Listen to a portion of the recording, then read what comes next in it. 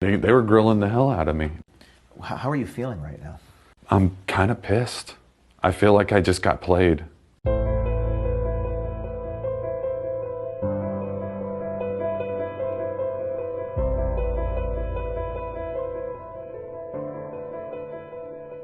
And so let me make good on that promise right away. Okay, this storm is getting crazy, right? And it's out of a lot of people's control. And so the reason they called me in is to try to harness that storm, try to reel it back in before it gets really crazy. Okay? I understand. Because we have senators involved, we have the Department of Justice involved, we have Trump's lawyers team's gotten a hold of me. I'm not. Well, I am actually. I am trying to twist you a little bit because in that, believe it or not, your mind will kick in. Okay. We like to control our mind, and when we do that, we can convince ourselves of a memory. But when you're under a little bit of stress, which is what I'm doing to you purposely, your mind can be a little bit clearer. And we're going to do a different exercise too to make your mind a little bit clearer. Okay? Good to go. So, but this is all on purpose. Okay? Roger. I am not scaring you, but I am scaring you here.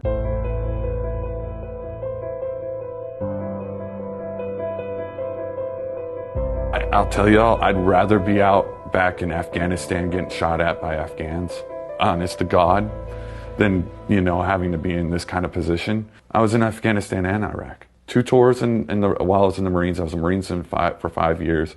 And after I got out of the Marines, I missed the uniform, so I went back into the Army Guard. I'd rather be serving my country and doing something that I feel like is historical, but at the same time, it's not my name that's going to be there. So the Marine Corps birthday, November 10th, is today. That's the date of the letter where they suspended you without pay. Yes. And tomorrow is Veterans Day. Yeah. And there's a lot of veterans watching this who served overseas. And there's a lot of people who are calling you a hero. If you could just sort of speak to the issue of, you seem like a very normal guy who never asked for any of this, and you're a veteran, and a lot of people are calling you a hero for blowing the whistle on something very serious, and you're being retaliated by your own government. Could you just speak to these issues on Veterans Day, November the 11th?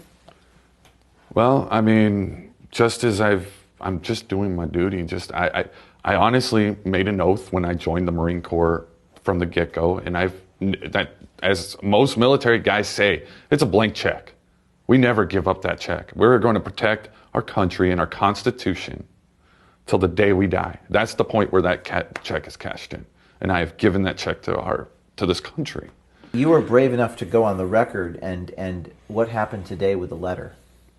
Well, yesterday, after the whole thing, the interrogation I went through with the postal inspectors. Right after that, I went out and freaking delivered my mail like I was told to. And as soon as I got back to the office and clocked out, I was informed by Stephanie that I wasn't allowed to. Basically, I wasn't coming to work until the investigation was completed and they can make a decision what to do with me. And I got a letter in just now basically stating the same thing.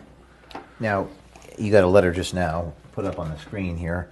This is the letter of them informing you that you're on unpaid suspension. Mm-hmm. So you basically aren't working right now. Nope. And do you have a family? Yeah, I've got a daughter. You got a daughter, and I think you were married. I'm divorced. And what have they had contact with you about this? Oh yeah, they're proud of me. Even my ex-wife, and I've actually had my mother-in-law call me and be like crying, if you need anywhere to live. And I was like, I thought you hated me because I got a divorce with your daughter. Come on now. What did your daughter say to you? Well, my daughter's 4, so she doesn't know anything about this. She doesn't understand this. This isn't. But I'm hoping that someday she's proud of me for what I'm doing here. Probably never expected to be here from a week ago. Dear God, no.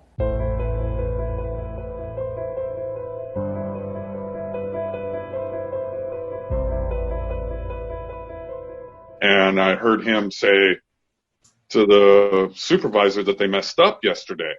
I was like, oh, what did they mess up on? And he told the supervisor that they had postmarked one of the ballots for the 4th instead of the 3rd, because they were supposed to put them for the 3rd. So you still stand by what you signed here in this affidavit that Postmaster Rob Weisenbach directed your coworkers to pick up ballots, and in fact, you heard Weisenberg tell a supervisor they were backdating the ballots to make it appear they'd been collected on November 3rd. You still stand by that? Yeah. Yes. And you don't have a copy of what these agents made you sign? No. No. It seems like they were trying to make me distrust y'all. And at the same time, it kind of affected, but at the same time, I was like, nah, these guys have had my back since the get-go. So that's why I continued. Do you think these federal agents have your back? At this point, no. Hell Do you no. think these federal agents are really interested in investigating fraud? Honestly, I don't think they are. We have another post office worker in Coropolis, Pennsylvania, and other post offices that overheard similar things. What do you think about that? What is your message to them? Man, I know it's rough to come out on this, and if you feel like at any given point that they've got you, that they're trying to pinpoint you and they've got a good eye on you, Veritas has got your back. I will give you guys that. You guys have been helpful in this whole entire thing.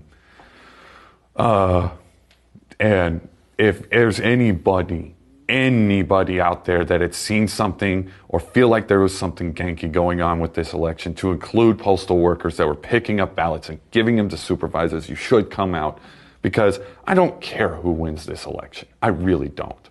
I'm going to laugh if we ended up electing Biden. I'm going to laugh if we elect Trump.